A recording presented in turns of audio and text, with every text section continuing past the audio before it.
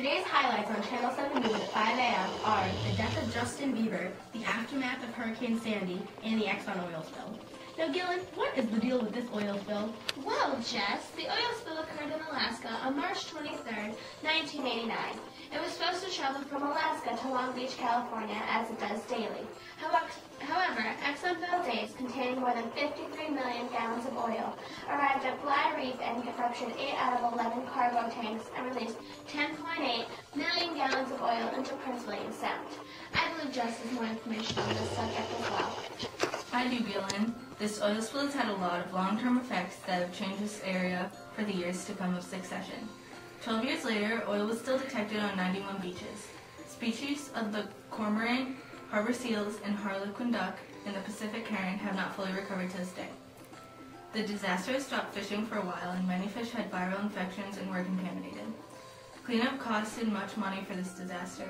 Cleanup consisted of 10,000 workers, 1,000 boats, and 100 planes and helicopters. This cleanup cost added up together to cost $300 million and also caused 4 deaths with cleanup. The population of sea otters did not recover through 1999. The water they had lived in for so long was so contaminated with oil from the spill that it became a limiting factor, or something that causes the population growth to decrease for the sea otter population. After the first year following the spill, there was a significant decline in the sea otter population and no increase in the spill area. The sea otters had about half their densities that they had previous to the spill. Even after the sea otters were taken out of the contaminated areas and put into aquariums or large clear tanks that were used to clean them after the spill, they still had a very low survival rate. The oil exposure in the sea otters even caused lung, liver, and kidney damage. Both long-term and short-term effects of the oil spill have been studied. Immediate effects included the deaths of 100,000 to 250,000 seabirds, 2,800 sea otters, 12 river otters, 300 harbor seals, 247 bald eagles, 22 orcas, and as well as the destruction of billions of salmon and herring eggs. Have anything to add, Mara? Reductions in population were seen in many ocean animals as a result of the spill, including stunted growth in pink salmon population. Sea otters and ducks also showed greater death rates in later years, partially because they consumed prey from contaminated soil and from ingestion of oil residues on hair due to grooming. Food webs were also greatly affected by this oil spill. Only 247 eagles died immediately following the spill.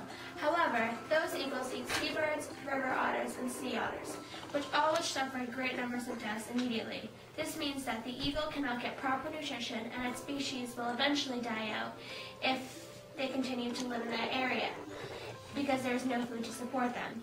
And even if only a little algae was contaminated, it could kill an entire ocean of organisms, because other organisms rely on that algae, which is an herbivore, for food.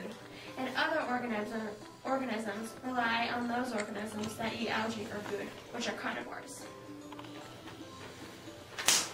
Fisheries for salmon, herring, crab, shrimp, rockfish, and sablefish were closed through 1990. Herring and salmon never recovered fully, and this means the fishing industry that depends on them haven't recovered either.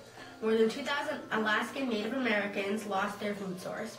This is still continuing today because many are afraid of being poisoned by the fish that are contaminated. The carbon cycle was affected by the oil spill because the oil kills the animals that produce carbon.